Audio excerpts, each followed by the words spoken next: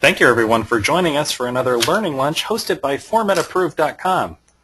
My name is Brian Johnson. I'm the Senior Director of Online Education with Format Approved, and I'll be your moderator today. Today's Learning Lunch title is Meaningful Use 2, The Rude Awakening in 2014, the Year of Change. We're joined today by Justin Neece of IngagePatient. IngagePatient. Justin is an expert in patient engagement, meaningful use, and health information exchange. We're excited to share his expertise with you today. It's going to be an exciting subject, and 2014 is certainly a big year of change, so we thank Justin for joining us. Before we begin, just some quick housekeeping notes. Remember that you can ask questions of our presenter at any time during the session by entering them into the chat area. In the second half of our session, we'll address as many questions as time allows. If we run out of time, answers to all those questions will be posted to our website and sent by email link later in the week. Also, remember that all registered attendees of today's session, whether they were able to join us today or not, will receive an email with links to both the slides and the recorded version of the event. So people often ask us during the session if they can get a copy of the slides, and rest assured that you will get a copy of those. Well, Justin, before we begin, thank you again for joining us. It's really a pleasure to be able to share your expertise with people. Thanks, Brian. I'm glad to be back again. Look forward to the session. All right, well, let's go ahead and get started then. 2014, the year of change, you've called it. What's happening with meaningful use? Has there been some big CMS or ONC announcement that's changed things?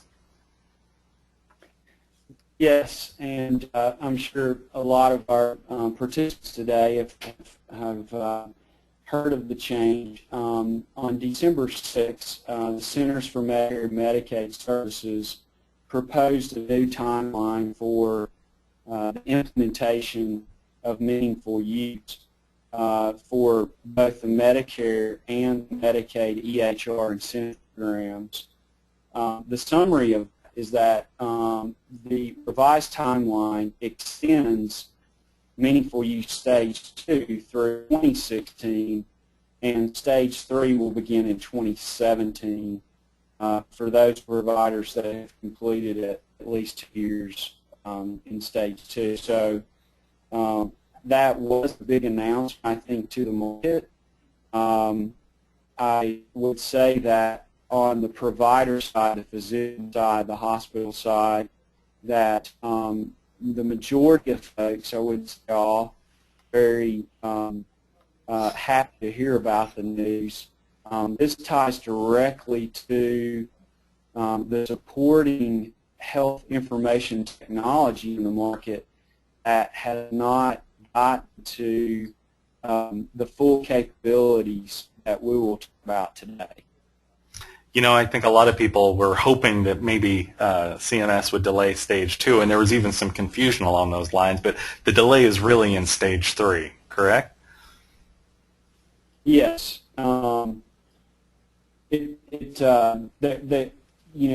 really take advantage of the incentive program, and I know we're going to get into these details today, providers who want to take advantage of the incentive program, my advice today is going to still be to push forward and really put the pressure on your technology supplier to help you get there. So what's the meaningful use attestation period for 2014? It's a little different, isn't it? Yeah, well, it is in, in general, meaningful use, obviously, for the market is a bit complicated and can be very confusing. And now, obviously, with some updates from stage 1 to stage 2, and we'll probably see some adjustments from stage 2 to stage 3 as well. But to answer your question specifically, if you are trying to take advantage of the incentive Medicaid, you can begin the attestation for any continuous 90-day period. Now that is different for Medicare. For Medicare eligible providers or eligible professionals, you have to start on the fiscal quarter. Don't ask me why, but that is the actual ruling. So in other words, to give you an example, if you missed applying and getting in line for your attestation on January 1st to go for the first quarter, you will have to wait until April 1st to start second quarter. Again, that's just for Medicare. And the other thing, Brian, that I would like to highlight is remember that the attestation period is only 90 days for just 2014. Prior to coming into 2014 and post 2014, meaning being the 2015 and 2016, it's actually an annual period for attestation. So that's something I want all our listeners to understand very carefully. Now that could change as we go forward, but as of right now, 2014 is the 90-day attestation period. So this is another thing that I think has really confused some folks. What does it mean now if an EHR is a 2014 edition? And what does it mean for providers if they're already using what we used to just call a certified EHR? What does this mean? Yes, very important. As IngagePatient is today, we are certified on the 2014 edition, and for all of those technology platforms, electronic health record systems, and even hospital information systems that are providing an ambulatory solution, to get stage 2 incentives, if I'm a provider using a certified tool, I have to make sure that I'm using a certified tool that's been certified on the 2014 edition. And what that means, Brian, in layman terms, is that everything up until with stage 1 and up until stage 2 was on a prior edition, 2011 edition. Now, when all of us went to get certified on stage 1, that was on just the stage 1 criteria. Since then, with stage 2 that came out a couple of years ago, that is on the newest edition of criteria. So the certifying bodies like Drummond, ICSA, who we all as technology vendors have to go and get our product certified, we have to do that on the 2014 NIST requirements or 2014 criteria. So that's what that means. Now, again, why is that important? If any of our listeners who are going to get stage 2 incentive dollars, they can only do that if they're proving and showing that they're using an EHR that has been certified on the latest edition, and as of right now, that's the 2014 edition. So what's the last year then for Medicare eligible professionals? What's the last year that they can start on Meaningful Use 2 and receive bonus payments? Yeah, this is a very good question, because even with the extension, if you want to take advantage of the incentive program, you have to start on an MU1 tool at least this year for new folks. So let's say you've never purchased yet, and there are still some folks in the market that haven't adopted or an EHR yet.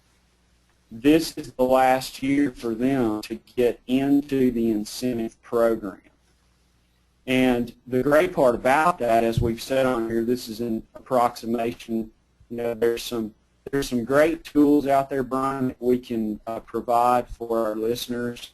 Some tables on CMS's website, ONC's website, and maybe some other websites that we're happy to provide. But if you can get started this year, you can still approximately, for Medicare, not Medicaid, Medicaid has different calculations, but for Medicare, you still earn up through 2016 approximately $24,000.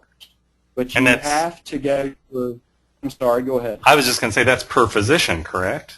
So that's a significant sum. That is correct. That is correct. It's the program is only by provider, so it's only by at the physician level. A practice can't go through attestation. It has to be specific with the provider. So that's a good question. But yes, it is per provider. So $24,000 approximately over that 2-year span. Now here, I want to go back though and make sure you understand. Again, but you have to attest in 2014. This is the last year you can get on the system. And remember, if you're doing it for Medicare, you have to start by October 1st because you have to attest for 90 days. So essentially you've got, today is February 18th, between now and October 1st, you need to decide what your plan is, get on that EHR platform and make sure it's certified, as we talked about, and then get in line for attestation by October 1st. That's why I have the deadline there at October 1. Well, this is a great opportunity for people who maybe have fallen a little bit behind on doing their meaningful use, because this year they have, the attestation requirements a little looser, and they still have time to get on board and get going with this, and there's still quite a bit of money available. So this is the time. If you haven't done it yet, this is the time to get going.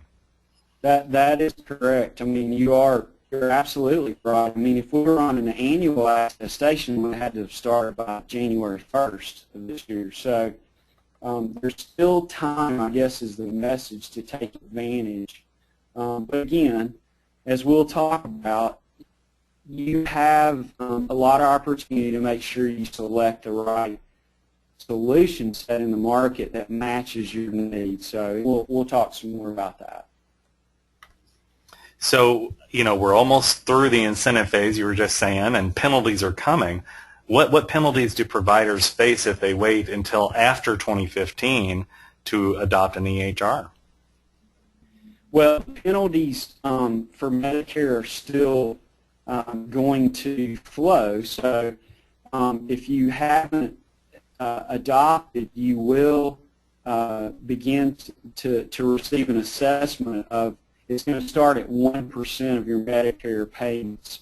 So again, it's important that if you have not decided to adopt an EHR, a certified EHR, I should say, you really need to do that this year to avoid those penalties. And I would say this too, Brian, that again, there's some good material that we're happy to provide. The penalties, that they actually look at the performance of the past 2 years. In other words, to avoid the penalty in 2015, an eligible professional that successfully attests in 2012 would need to meet meaningful use for the 2013 payment year, because it looks back 2 years. So to avoid a penalty in 2016, the eligible professionals need to achieve a meaningful use in this year, 2014. Again, it starts at 1%, but it's going to escalate as up to 5%.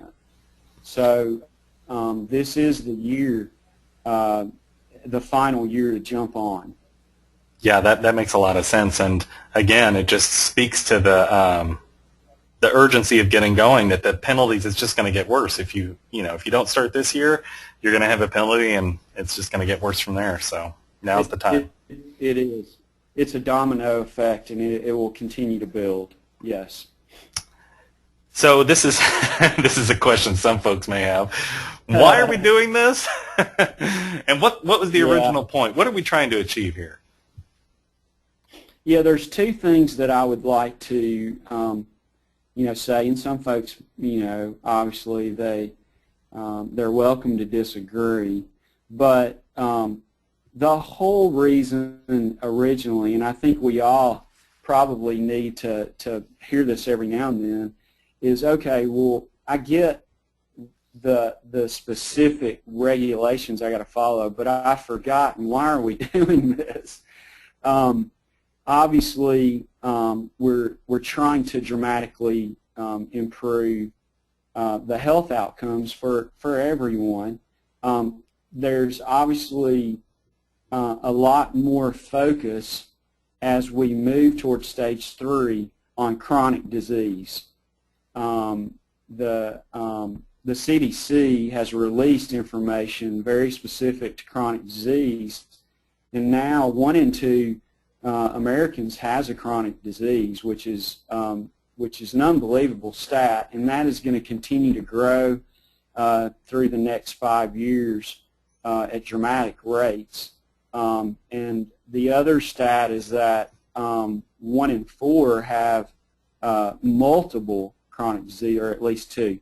So there are reasons around this that obviously we're trying to help control health outcomes for patients. But the summary of why we're doing stage 1, stage 2, and stage 3, as we say here, the first step was we all know, and I'll remember walking into the offices and seeing a separate room of all the folders of all the patients and all the paper that are in those folders.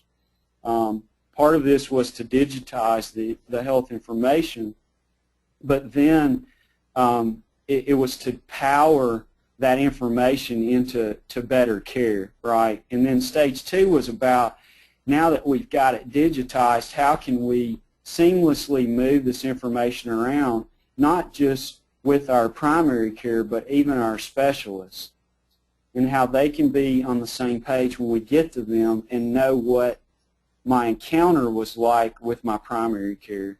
And then obviously stage 3 now is about, or will be about, what I talked about at the very first, which is population health management.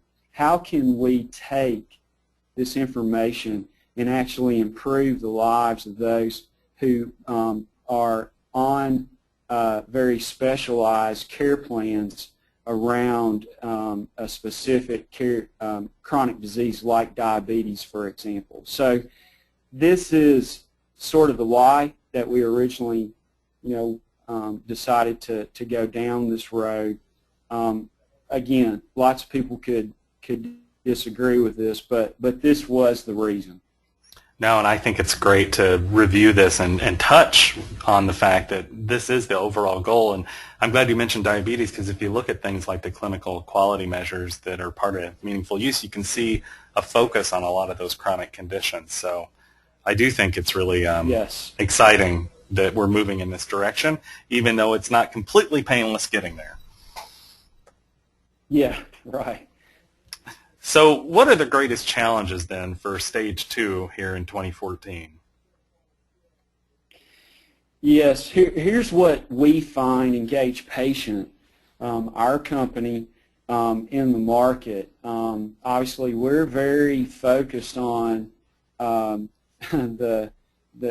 some people call it the last mile. It really, we could all argue that it should have been the first mile, which is connecting and communicating with the patient, not just in the 4 walls of the practice or the hospital, but truly once the patient leaves that facility and out to where they live, work, and play. So that's what we're focused on patient engagement, and obviously where we are seeing now the greatest challenges in the market is primarily around this added criteria to meaningful use stage 2, which is very focused around involving the patient in their own care.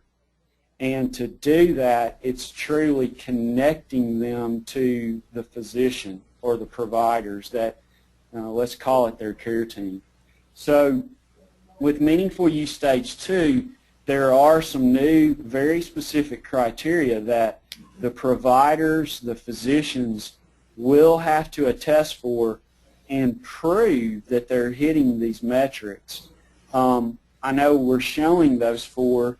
Very simply, I'll just highlight each one of them. The first one, which is one that is probably the easiest to meet, Brian, is showing that we can push a clinical summary, a summary of my visit with my doctor, and that has a very standard format now. We've all agreed to the format, and that piece of paper must be digitally pushed to an online tool. Lots of folks call it a portal, but it's through the web, and the patient has to be provided access to that very timely. And so the attestation says you've got to prove that 50% of your patients and their clinical summaries are getting pushed to that portal. So that's number one. Lots of folks are not having issues in meeting that. The other piece of that is that now I've got to prove that those are actually getting digitized into this format, that clinical summary that I talked about, and there's some specific criteria around that. That has to be provided to them within 3 days. Again, those two are not as difficult. There are some things in the with your vendor that you should ask about on those two, but where we see the largest gap and the largest challenge now is with that 50%, I now have to show that 5% of those of my patients are actually doing something with those clinical summaries. And that means they have to click and view it, they have to click or download it, or they have to click and or ship it to another provider on their care team, which is in MU2 language, that's called view, download, or transmit. And so you have to prove that 5% are doing that. That is a very tough metric that we're finding a gap in the market on. And then the last one is around secure two-way messaging. A lot of us think of that as allowing, oh my goodness, now we're going to allow the patient to send me a message, to send me an email of some sort. Yes. You have to prove that there is a two-way communication, that you sent something and they answered back in some format, or they sent you a question and you answered back with 5% as well. So those last two are the ones that we're finding in the market that are very tough for folks to hit. Again, all these revolve around patient engagement criteria. Well, I'm sure we're going to cover some of these in a question session, and we already do have a number of questions from folks. I'd remind people that they can go ahead and ask questions now. We're going to hold those to the end, or you can ask them then, but we'll get to as many questions as we can. I think there is a lot of concern, as you were saying, around some of these engagement thresholds and how people are going to meet them, so I'm sure we're going to have a lot of questions about those. So what are your recommendations for those without a Stage 1 certified EHR? Or I'm sorry, for those with the Stage 1, excuse me, with a Stage 1 certified EHR. So they've got the Stage 1, they've sort of worked with that EHR. Now what do they need to do if they're ready to move on to Stage 2? Yeah, and actually I'd like to answer your question as well for those that maybe haven't adopted yet too. Okay, great. But we'll start with those. Yeah, let's just start though with because there's a lot of numbers out there, but somewhere between I'm going to say 65 and 75% of them of the market has adopted an EHR certified, at least Meaningful Use Stage 1 certified tool. So there's a larger percentage now of the market that has adopted, and so the question is, okay, what do we do if we are preparing to go through attestation for MU2? I think the first step is you need to be in conversation with the EHR vendor and their solution version release that you're on and you're using today. And the biggest question is to start a dialogue with them that says, hey, we are ready to go for stage 2. We want to get in line, and if we're Medicare, since it's, as we use an example, we're in February, we want to look at going through attestation in April, or we want to look to the next one, to the next fiscal quarter. With all that said, then what is important that you find out is what we talked about earlier, is are you, if I was talking to my HR vendor, are you certified on the 2014 edition yet? That's the big question. The answer is no, then obviously it's okay, when will you be ready? Those are really the first two questions, and I think that I would ask them to walk you through the main attestation requirements. You'll have to prove similar things that you did for MU1 in that criteria, but specifically on the patient engagement criteria, which are all new, what we've seen is folks are not quite ready for that. And so that's going to be important for you to walk through that. Now, real quick, Brian, back to your, the other version of that question, okay. I guess. Yeah. Yeah. Well, let's say I haven't purchased an EHR Stage 1 yet, but I know 2014 is the last year to take advantage of the incentive, and I want to jump on. Can I do that? And what would you recommend?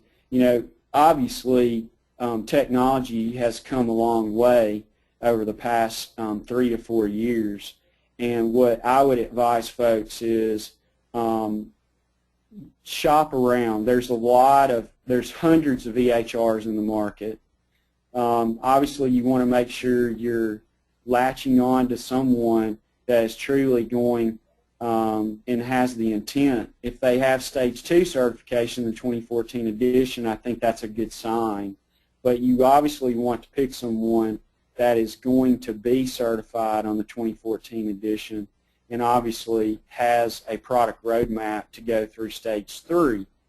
The other thing to think about, though, is now that especially specialists, really you have a lot more options to shop around to really find a tool that matches your specialty, your provider, workflow, and how you want to take care of patients. So, and for those that are already on an EHR, one of the reasons why we call this the change year is because we are hearing in the market that a lot of folks that were early adopters are thinking about making dramatic changes and going potentially with other vendors. So there's a lot of activity that will happen in the market this year around either changing from the current EHR they have and or buying a new EHR for their practice. So those are the things that I would point out, Brian. I'm glad you mentioned that because we've heard the same thing, and a lot of folks got their EHR kind of in the early days, and now that they've got some experience with it, they realize that they may not necessarily like the way it works from a workflow perspective or whatever. And this is a real opportunity again this year because there's a limited period that you have to report on. it makes, if you are interested in switching to a new and improved EHR, it's a real opportunity that you only have to attest on that limited period, so it makes the transition a little less daunting, I guess. Yeah, and again, as we call out on the slide, I mean, there are the way that there's been some changes on how you go through attestation and the modules that are core modules that you have to attest to, and then you have flexibility in selecting other modules. And again, we're happy to follow up and send this information out. We didn't go into this level of detail today, or we would probably have to have a 2-hour webinar. But again, there is some more flexibility now, even in the attestation process. But the key thing is, we put a note on here, you really need to understand what is not excluded from your attestation, and the patient engagement ones we showed you earlier are not excluded, as an example. There are several others that aren't too, but again, this is what we would recommend that you focus on, because some folks, Brian, went through attestation many months ago, and so as we all do, we get through this big hurdle, and at least for me, I forget about things when we get 14, 16, 18 months later. So really push on your vendor to help you walk through this. They are supplying you this capability, and part of that service is to help you be prepared for MU2 as well. Yeah, those are great questions to ask. Just so you know, we did have at least one volunteer in the audience who's ready for that 2-hour webinar. So I'd say that's a vote of confidence. Okay. Well, you've talked about some of the things people need to focus on in 2014 in terms of patient engagement. What are areas that are really key to focus on? Yeah. Again, I think we covered some of these, but I think that all of the viewers who are either a provider, and which are I'm assuming most of our viewers today, and or they we probably have some vendors that have joined, or technologists that are out there as well. I mean, the key thing is it's all about the certification step, and we can talk about quote waiting and pushing out our decision, but my advice is to stay on the plan, and the first step is to for both sides of the fence, right? The physicians, the providers who are going to go through attestation, and the technologists who are supplying the capabilities to those providers. It really comes down to, when am I going to get certified? And once you make that decision based on the information we've given everyone today, now obviously let's back into a plan. Okay, my technology platform said they're going to get their 2014 edition certification from Drummond and ONC in late May. Well, if I'm again going after the Medicare incentive, I've missed the April 1, so now I'm going to do July 1, right? So can we hit that target? It's a bit of some project management, and I know that providers don't have a lot of time to do this, but remember, as we talked about, why we're doing this, and actually the second reason is, remember, there's a healthy incentive payment that you could get. So that's something to remember. The the folks that, as we talked about, who haven't purchased yet, it's important to really think about and look at objectively what type of system in the market would best fit us. So put that plan together as soon as you can. There's a lot of folks, and I know folks that have done webinars through Formed Approved, who are great service providers that are helping physicians and helping practices in the market make these key decisions. So there's a lot more help out there than there was in 2008. So those are things to think about in 2014. And again, remember, that October 1st is approaching quickly. So put a plan together, and my advice is do the 90-day attestation, because this is the year to get that done. Well, and I love your advice here in general that, find the right system for your organization, because there's a lot more resources to help people, as you were saying, than there were in 2008, but there's also a lot more in terms of specialty modules for the EHR and the things you were mentioning before. So you got a lot more options. It might be worth looking into what you could do that fits your practice.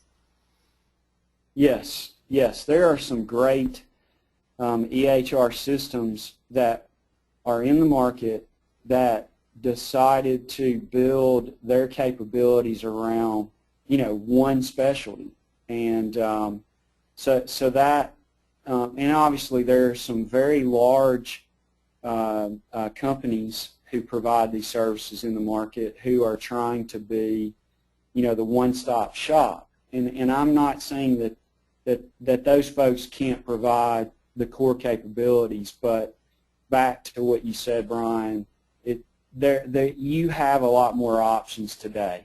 You have a lot more options, so take advantage of that. Now, this is a question that may be on people's minds. There's been some news on this recently, although that was a really egregious fraud. But let's talk a little bit about attestation certification, and is there a risk of fraud? Do people need to be concerned about this issue? I think that obviously there's always a risk. However, I am one of the belief that in all the folks that we talk to who provide an EHR, the majority of them, a very high majority of them, are doing all the right things that need to get done. So what I would first say is that when we buy an automobile or when we buy something in the consumer world, especially of a significant outlay of capital, right, or cash, we all go through a very structured due diligence, and I would advise, we take that same path. Obviously, HIPAA compliance is very, very important.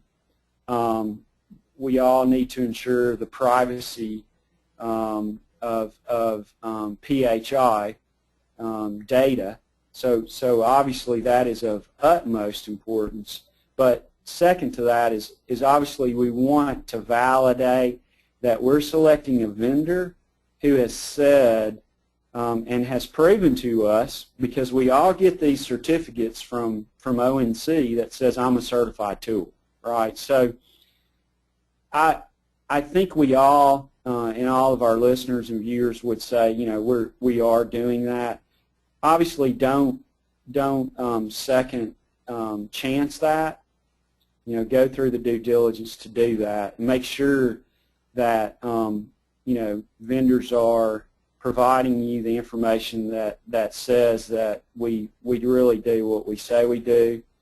Part of that, is going through an extensive product demonstration.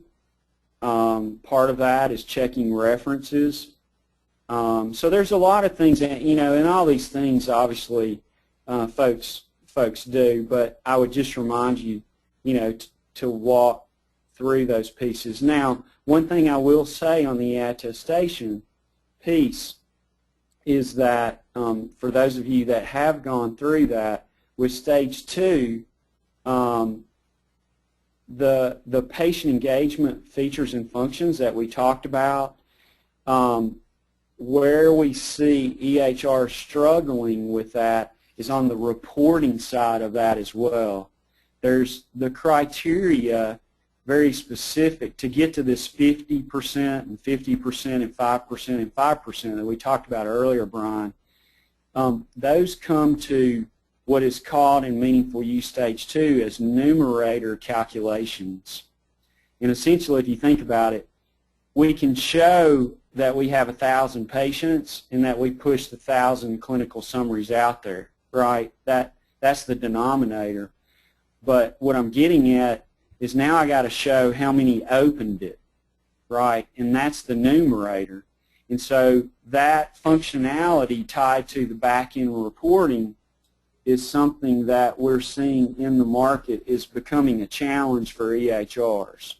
So one thing I would point out is when you talk to them about these patient engagement capabilities, make sure you understand and actually see how they're going to show you they can pull that reporting together, because when the auditor is there to take you through the attestation process, this is going to be the first question around these patient engagement criteria. So that's another example of making sure that your EHR can really do what they say they can do. And we've heard that some folks do wind up getting audited because either through confusion or whatever, they submit numerator data that's basically impossible, and then they get flagged right away because, you know, that's an obvious sign that there needs to be further examination of that attestation. So it's definitely a good recommendation to keep track of that stuff. Well, we're to the question and answer phase, and I'm glad we are because we got great questions today. I've been keeping an eye on them as you've been talking, Justin. So I'd like to dive into those, and then I'd like to save a little bit of time at the end to learn a little bit more for folks about IngagePatient. So let's get to the questions now, and we'll save a little time at the end to talk about your company. So let's see. Okay, great. First question is, I have a behavior health clinical just implemented an EMR. Can we begin meaningful use in 2014 for Medicare? So I guess the question is around mental health, or I'm not completely sure how to interpret that. Yeah, I think what they are asking is that, I mean, the first assumption I would make is that they are using a meaningful use certified EHR, and because that's what they purchase. And then I believe the question is, can we get in line for attestation to go through the Medicare incentive program to sign up for that? And the answer would be yes. Again, and the question was Medicare, right? Yes, it was. Yeah, so the thing is to remember is, again, and I don't know why the government does certain things, but for Medicare, you have to start on the fiscal quarter. So if you wanted to get in line now, again, you'd want to apply for April 1st. And the only other thing that I would add to this, and again, Brian, I'm happy to, we've got some information we can send out from CMS, is I would ask them to work with their EHR and review, and again, you can access this through CMS or ONC's website, is for behavioral health and any other specialties to take a closer look at what specific requirements that they will need to go through.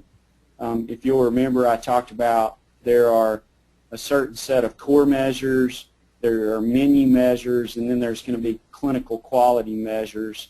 And they learned in stage 1 they were being very rigid about very specifically what you had to go through, and now there is a different way to allow for all these specialties to be able to go through and not have to stick to, let's say, what they originally started with, which was trying to fit everybody into the same peg. And so I would ask you to review those requirements which are around 15 core measures, 5 menu measures, and 6 clinical quality measures. And again, we can send this information out, Brian, later. Well, here's a question about that we sort of touched on, but I think it's a good point to clarify. If an eligible professional is on their first year and they're just starting this year, does the EHR have to be 2014 certified even though they're on stage 1? Or if they're using an EHR that's 2011 certified, is that okay? Yeah, for stage 1, it's okay for 2011. But it might make some sense to go ahead and get one that's 2014 certified, I would think, if, you know, because down the road they're going to need to do stage 2. So that would be something I guess they'd want to think about. Well, yeah. I mean, I would go ahead and ask them for that, for the participant that asked that question who is ready to go through the stage 1, is I would make sure they know exactly what the product roadmap is for their vendor, meaning what you just said, Brian. Okay, we're going to go through stage 1, but I'm assuming the participant would also like to go through stage 2, you know, as soon as they're ready.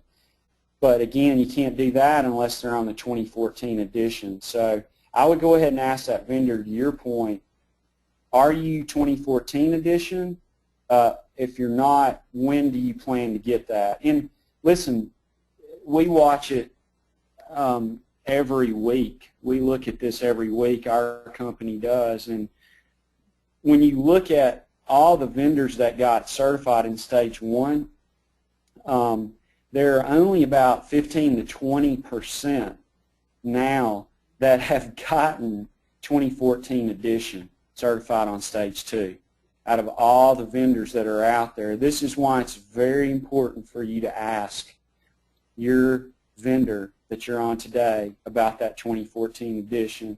And furthermore, Brian, this is why this got pushed out a little bit, because obviously the vendors weren't ready. So here's a question about penalties. For Medicare providers who do not initiate meaningful use by 2014, and now they're going to incur that 1% penalty, how do they avoid the penalties just going up and up to 5%? Should they participate even though they're not getting incentive payments? Yes, absolutely. That's the only way that it will stop it from continuing to climb. And it's 1% per year. And again, there's a good table within the CMS information that shows all the way out to 2018, and it shows the escalation. But even though you've decided, to your question, Brian, that you're not going to take advantage of, let's say, the incentive program, again, it's a retro look back 2 years. So if I don't start in 14, what's going to happen is you'll get the 1% penalty in 16. If I don't start in 15, I'm going to get 2% in 17. Right? So the sooner you start, the better off you are. Correct. Well, here's a question. Now, oh, go ahead. I would say this, Brian. Now, again, there are folks out there that who are going to say, now, I believe it's a very small percentage that, 1%, doesn't mean a whole lot to me, and that's their prerogative, right? But if you, back to the listener's question, you want it to stop, you've got to adopt a certified tool. Yeah, I mean, I think that's important to remember, is some folks may not see many Medicare patients. Maybe they don't think it's worth it, although I think there's still lots of good reasons to adopt an EHR, but that is something that people may apply to some folks. Now, we're getting into some of the patient engagement questions, which I thought were exciting, because some people are voicing kind of some of the concerns and frustrations that we hear sometimes. So here's one I want to read to you. Why are there no allowances for patient preferences, including deviating from the standard protocols over which providers really have no control? So I assume that what they're talking about here is, what if patients really just are disinterested in these patient engagement tools, why can't we then take account of that and not have to meet them? Well, maybe we should just forward that to CMS. Totally. Yeah, I mean, I wish I could give someone a good concrete, but, you know, I think, and of course, you know, I'm probably the wrong person because I'm going to be a little biased because we obviously sell a solution set around patient engagement. And what I, you know, there's two things very quickly that I would say to that. Number one is that I get it, the question, and, you know, this is why, if you really look at it, they've set these targets right now at 50%, which is simply just getting them the clinical summary, and then we're only saying, you know, they've set a, in my opinion, pretty low bar, although we're finding that it's a little bit harder than and I believe that's why this listener has asked that question. The 5% is getting tough to hit, but it's 5%. Now, the question is, will that go up? In all likelihood, it probably will, right, for stage 3, because, again, we're trying to produce better outcomes, and we know that the only way to do that is to get patients engaged in their own health to a degree to improve that. What the second thing I'll say on that is that there's the how piece of how you do that. And I'm glad you're addressing that, because that's actually the next question, maybe all we have time for, is what's a practical way to sort of encourage patients to sign on and use these tools? So it's a great question, and the how of all this is really who's going to have, you know, the best patient experience, right, and the best customer satisfaction, et cetera. What we believe is at IngagePatient is, number one, you've got to think about the mobile technology and where that is. And today, consumers, I'll use the word consumers versus patients, consumers today can do so much from their smartphone. They can do so much from a tablet. They can do so much, right, from a computer. And what they are able to do in their social lives, in their banking lives, in their retail lives of shopping, how do you bring that type of experience to healthcare? And to engage patient, that's what patient engagement is about. It's not about trying to make things more difficult. It's not about trying to hammer a regulation for the sake of checking the box. What we really want to do is truly help the provider space in communicating with their patients so that they really can focus on and do what I believe all physicians want. They want to take care of their patients. You know, that's why they're in this profession, and to make them better. So how we do that, Brian, is we obviously have a mobile platform that is integrated with the EHR, and we allow the patient to schedule or request that appointment, which is typically the first step of the patient experience. And then from that, now we have their email, we have their cell phone. Now we've just connected that patient through whatever device, web-enabled device they're using, to the practice. And now you layer in the communication platform on top of that. You can now push that clinical summary, for example, to the patient. And as soon as you do that through our patient engagement platform, and you know, there are others out there, we obviously think we do it better. I can text Brian and say, Brian, your clinical summary's been posted to your personal health record. Click on the link to view it. And okay, we just added one click to the 5%.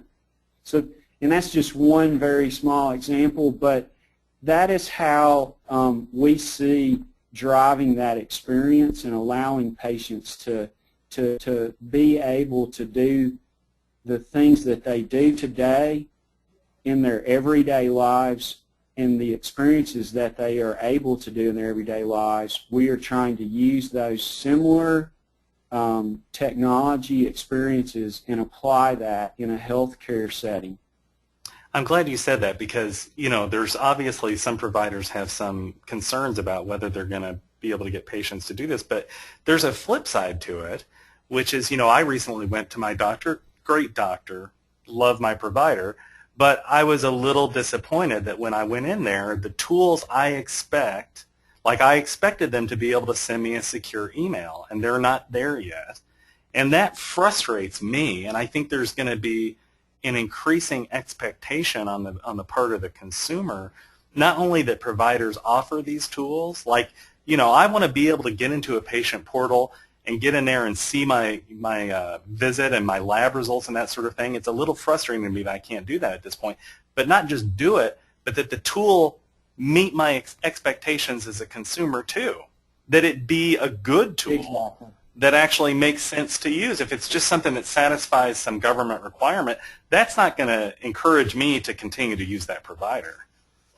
Yes, and I think that's a good last point to end on. I know we're running out of time. Is that the last thing I would say is we've gone through these questions that our listeners are going to, hopefully we've shared some good information for them to ask their vendors on, but make sure that you're not just checking the box. I think that's kind of the last thing to end on, Brian, that you said. We don't want you to just check the box and say, okay, I can make it through meaningful use, because in the end, that doesn't get us to a fabulous, you know, patient and provider relationship.